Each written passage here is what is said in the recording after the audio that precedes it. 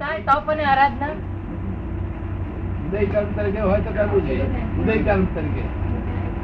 અને જો જગત નો સુખ જોઈતા હોય, જગત નો સુખ ભૌતિક સુખો જોઈતા હોય તો કરવું જોઈએ. ભૌતિક સુખો જોઈતા હોય તો કરવું જોઈએ.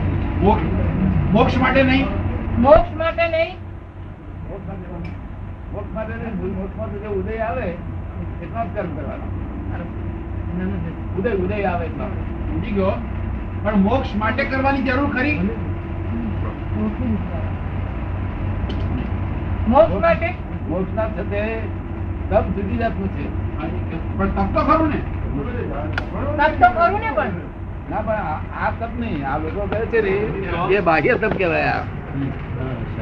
બાહ્ય તપ નું ફળ સંસાર છે, અંતર તપ નું ફળ મોક્ષ છે. એટલે આંતરિક તપ નો જરૂર છે.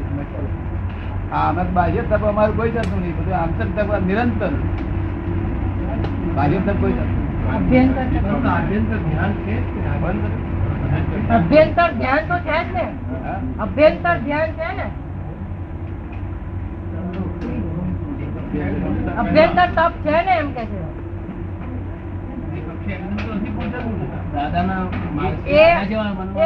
એ આંતર તપ ની કક્ષાએ એમને તો પહોંચાતું નથી ને. આંતર તપ ની કક્ષાએ એમને તો પહોંચાય નહીં ને. એ તપ તો કેવા પ્રકારનું કરવાનું છે કે આપણે મોક્ષ માર્ગે જતા જે કઈ આપણા મનના વિરુદ્ધ આવે, વિરોધાભાસ ઉત્પન્ન થાય, ત્યાં આગળ તપ કરવાનું. શું કરવાનું છે? અંતિક તપ. હા, જ્યાં જ્યાં અડચણ આવે ત્યાં તપ કરી દેવાનું. બાકી તપ એ જાણી જોઈને એ કરવા જેવી ચીજ નહીં. ભૌતિક સુખો જોઈતા હોય તો કરો, ભૌતિક સુખો જેને જોઈતા હોય તે કર્યા કરો. અને મોક્ષ જોવું હોય તો તપ એની માટે કુદરતી રીતે ઉત્પન્ન થાય છે.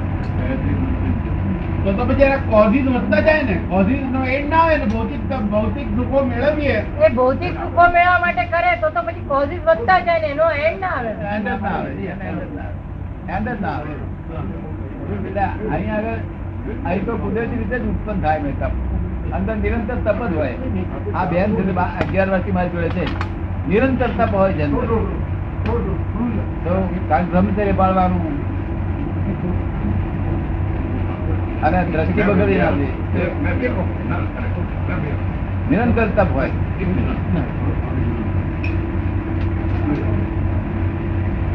તપની જરૂર છે. જ્ઞાન, દર્શન, દારિદ્ર્ય, તપ એ ચોથો પાયો છે. તપની જરૂર પડે છે. તપ એવી વસ્તુ છે કે જો કરવા જશો તો ભૌતિક સુખો મળશે. અને તપ સહેજે થયા કરે એનું નામ ફળ મોક્ષ. સહેજે થયા જ કરે તપ. સહેજે તપ જ થયા કરે. ખોટું નથી. ભગવાને કહેલું કોઈ વસ્તુ ખોટી નથી, પણ દરેક ને જુદી જુદી પ્રકૃતિના જુદા જુદા રોગ, એટલે દવાઓ જુદી જુદી બધી. સમજ પડી ને?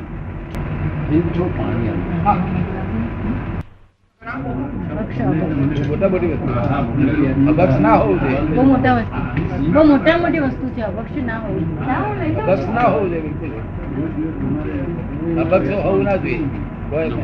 અભક્ષ ના હોવું જોઈએ. અભક્ષ કયું કહેવાય? અભક્ષ કયું કહેવાય? વેજીટેરિયન સિવાય બીજું બધું અભક્ષ છે. ઈડા પણ એ ભક્ષ છે. આપણે જે જમીન ની અંદર થાય અભક્ષ કહીએ છીએ. કંદમૂળ ને પણ અભક્ષ કહે છે.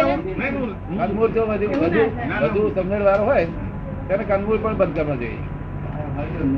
વધુ સમજણ વાળો હોય સમજણ તો હોય છે.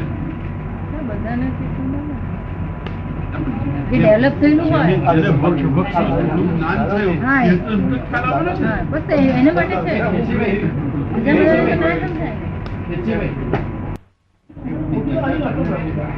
અમને 1958 માં જ્ઞાન થયું તે પહેલા અમે કાયમ કંદમૂળ ત્યાગ જ હતો. બરાબર. અને કાયમ ગરમ પાણી જ પીતા, ઉકાળેલું પાણી. એટલે આ બધી બહુ સુંદર વસ્તુ છે. મહાવીરે જે કહી છે એ બધી સમજવા જેવી વસ્તુ. હેલ્પ કરે, અંદર જ્ઞાન પ્રગટ થવામાં હેલ્પ કરશે. મારા કાકી મામા બધા શ્રીમદ રાજચંદ્રના જ ખાસ અનુયાયીઓ છે. એમના કાકી મામી બધા શ્રીમદ રાજચંદ્રના જ ખાસ અનુયાયીઓ છે. બહુ સારો રસ્તો છે, રસ્તો બહુ સારો છે. પણ રાજચંદ્રે શું કહ્યું છે કે રાજચંદ્ર કોઈ માનતા નથી, રાજચંદ્રને કહ્યું તમે માનતા નથી.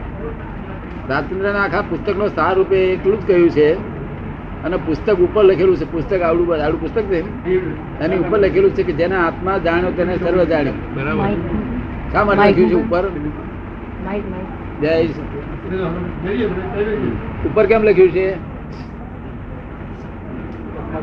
ના લખ્યું ઉપર લખ્યું?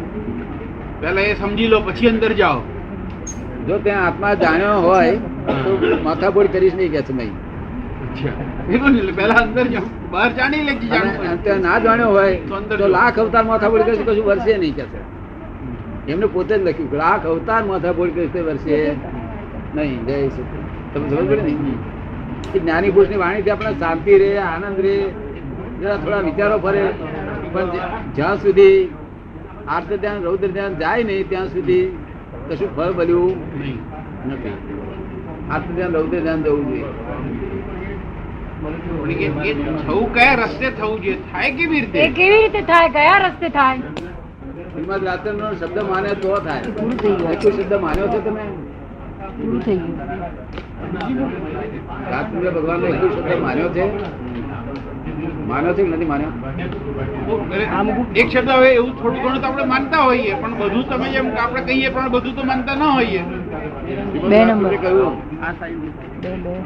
કે યોગે જીવ સ્વતંત્ર પામે અવશ્ય મોક્ષ. બે હશે લખ્યું. તો એવું મેં લખેલું છે, રોગે જીવ સ્વતંત્ર પામે અવશ્ય મોક્ષ. પામ્યા એમ અનંત છે, બાકી જીવ નિર્દોષ. પ્રત્યેક સદગુરુ યોગ થી સ્વતંત્ર બે રોકાય, અન્ય ઉપાય કર્યા થકી પ્રાય બમણો થાય. પ્રાય બમણા નહીં, અત્યારે 20 ગણો મોંઘવારી થઈ ગઈ ને. આ સ્વતંત્ર થઈ ગયો, સ્વતંત્ર બધા કરી રહ્યા છે. તો એ સ્વતંત્ર છૂટે તો ભગવાને કહ્યું છે ને કપાળ દે. તમને કોઈ માને કામ નીકળી જાય. માનતા નથી લોકો, પોતાના ફાવતું લઈ લે છે.